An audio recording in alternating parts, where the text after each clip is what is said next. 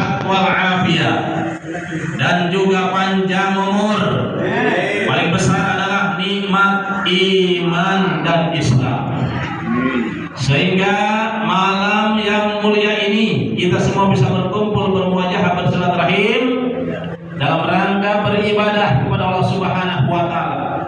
Yang pertama ibadah salat maghrib berjamaah dan dilanjutkan dengan tahlil arwah jamaah dan diakhiri dengan ibadah thalabul ilmi. Dan semoga segala amal ibadah kita baik yang wajib maupun yang sunnah senantiasa diterima di sisi Allah Subhanahu wa taala. Amin ya rabbal alamin. Salawat dan iring salam semoga tetap terlimpah curahkan kehadiran junjungan kita Nabi besar Muhammad sallallahu alaihi wasallam, keluarganya, para sahabatnya, para tabi'in, tabi'at, para ulama, dan semoga bil khusus pada kita yang hadir di musala at-tahfiriyah ini dan umumnya kepada segenap muslimin muslimat di mana saja berada. Tentunya harapan doa kita semoga di hari kiamat nanti kita semuanya mendapatkan syafaat yakni pertolongan dari baginda Rasulullah sallallahu alaihi wasallam. Aduh, kira-kira mau kagak dia dapat syafaat? Mau kagak dapat syafaat? Salah satunya kita harus memperbanyak membaca sholawat kepada baginda Nabi Muhammad sallallahu alaihi wasallam. Kita bareng baca sholawat. Sallallahu ala Muhammad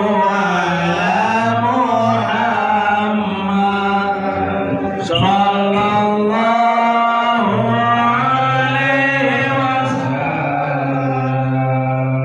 Sallallahu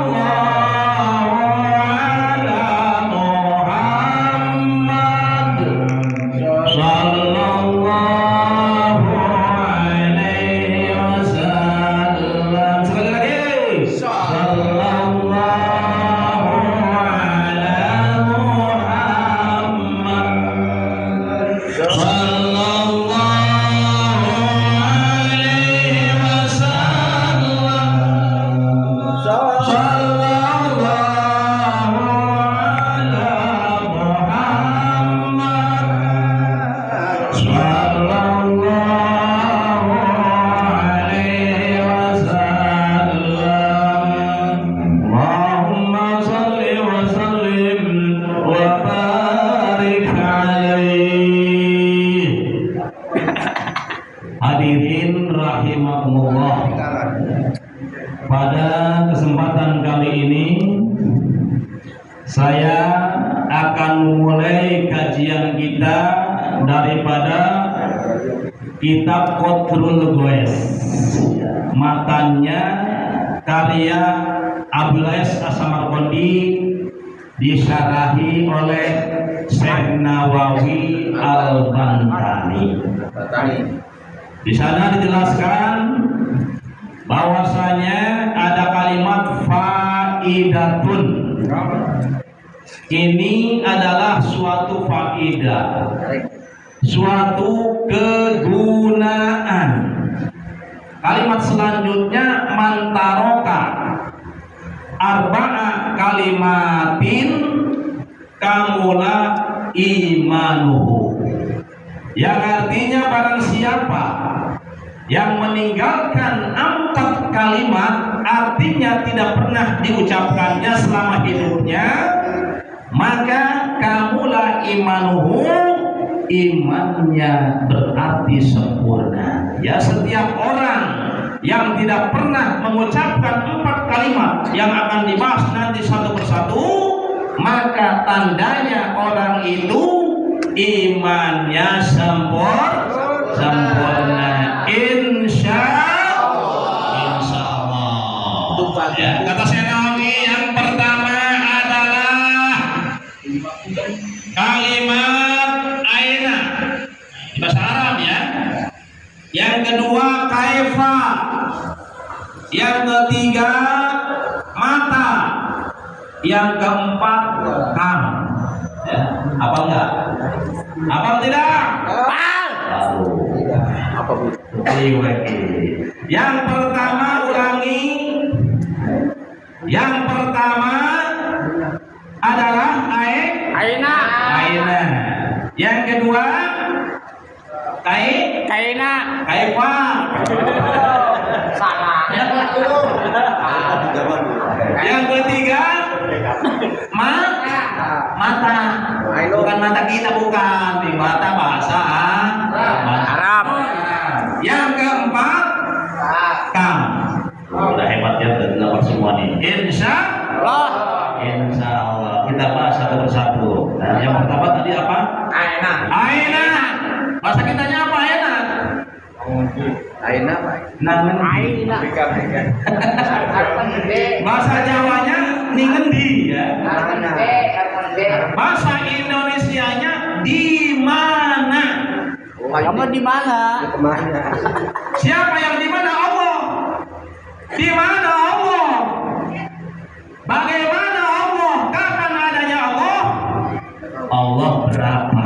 Nah, itu pertanyaan-pertanyaan yang tidak pernah diucapkan oleh orang-orang yang imannya sempurna. Aina, kembali kepada aina, yaitu bahasa kitanya di mana Allah atau Allah di mana. Ya.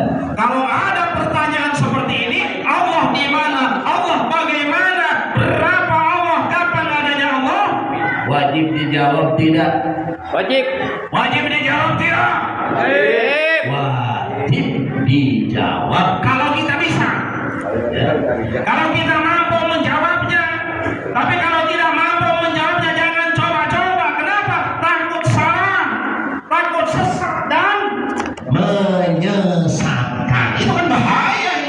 Ya, kalau kita sudah tahu ilmunya, sudah pelajari ilmunya, apabila ada pertanyaan, aina Allah, di mana Allah, maka jawabannya adalah qiyamuhu binafsi itu. Ya, ingetin ya. Insyaallah. Kalau ada yang tanya sama kita di mana Allah, jawabannya qiyamuhu Binafsi. Apa artinya? Qiyamuhu binafsi itu Allah la yahtaju ila mahalin wa yaftakiru ila mukhassisin. Yang artinya Allah tidak membutuhkan tempat, Allah tidak butuh tempat, dan Allah tidak butuh pencipta.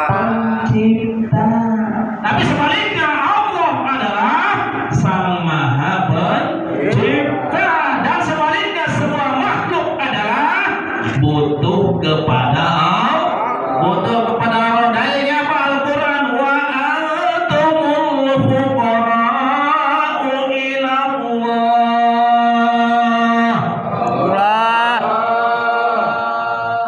Yang artinya Allah, Nabi Brodi, dan kamu semuanya butuh kepada Allah. Amin. Yang dimaksud dengan kamu semua dalam ayat ini adalah bukan hanya manusia, bukan hanya jin, bukan hanya orang jembatan besi, bukan hanya RW 10, tapi seluruh makhluk, langit, bumi, malaikat, jin dan sebagainya, termasuk benda-benda padat, makhluk-makhluk yang tidak bernyawa dan tidak berakal, itu semuanya butuh kepada Allah. Termasuk tempat adalah makhluk, berarti tempat butuh kepada Allah. Bukan Allah yang butuh tempat, ya, tapi sebaliknya tempatlah yang butuh kepada Allah. Paham tidak? Paham tidak? Paham tidak? Paham. Insya Allah. Allah.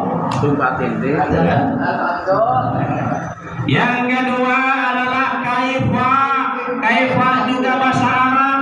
Kaif, ya. Kalau disingkat kaif, haluka. Bagaimana kabarmu? Nah, itu bahasa Arab. Cuman ini pertanyaan yang dimaksud dalam kitab Qatrul Ghais, kaifa Allah? Bagaimana Allah? Nah, Jawab jangan. Jawab dong. Jawab jangan. Jawab. Kalau ada pertanyaan seperti itu, kaifa Allah, bagaimana Allah? Jawabannya bagaimana? Jawabannya adalah laisa kamitslihi syai'un. Tidak ada sesuatu pun yang sama dengan Allah. Dalam sifat 20-nya adalah mukhalafatun Lil hawadisi. Allah itu berbeda dengan seluruh makhluk. Udah cukup itu jawabannya, ya. Yaitu mukhalafatun lil hawadisi. Allah wajib berbeda dengan seluruh makhluk. Dalilnya ayat Al-Quran, laisa kamitslihi syai'un. Tidak ada sesuatu pun yang serupa dengan Allah. Yakin tidak? Yakin tidak? Insya Allah. Ya, ingatin tuh. Kalau ditanya aina di mana Allah, jawabannya adalah qiyamuhu Binafsi. Kalau ada pertanyaan kaifa Allah, bagaimana Allah, jawabannya mukhalafatun. Dalil Al-Qur'annya laisa kamitslihi syai'un. Yang ketiga, mata. Mata juga bahasa Arab, bukan mata bahasa kita. Kalau mata bahasa kita mah bolong. Tahu nggak bolong? Obor kejo ya, kita orang dulu tuh obor kejo itu namanya bolor. Kata lagi apa tuh? Bolor. Itu mata. Mata bahasa Arab itu kapan? Mata Allah, kapan adanya Allah? Kalau ada pertanyaan seperti ini, jawabannya adalah apa? Yaitu kidam. Kidam. Apa mana kidam? Mana kidam adalah la awala lahu. Ya itu mana kidam? Allah wajib bersifat dengan sifat kidam. Arti sifat kidam adalah la awala lahu. Artinya adanya Allah, tidak ada permulaannya. Itu harus yakin dalam hati kita, ya. Kita wajib tahu dan wajib mengiktikadkannya di dalam hati, ya. Oleh karenanya jangan berhenti jangan berhenti tolabul ilmi sampai kapan? Sampai mati. Saya tanya, siap belajar ilmu agama sampai mati? Siap mempelajari ilmu agama sampai masuk liang lahat? Siap. Allahu Akbar. Insya Allah. Alhamdulillah. Supaya kita yang pertama mengenal Allah, wajib hukumnya. Yang kedua mengenal para rasul Allah, mengenal para malaikat Allah, mengenal kitab-kitab Allah, mengenal hari kiamat, mengenal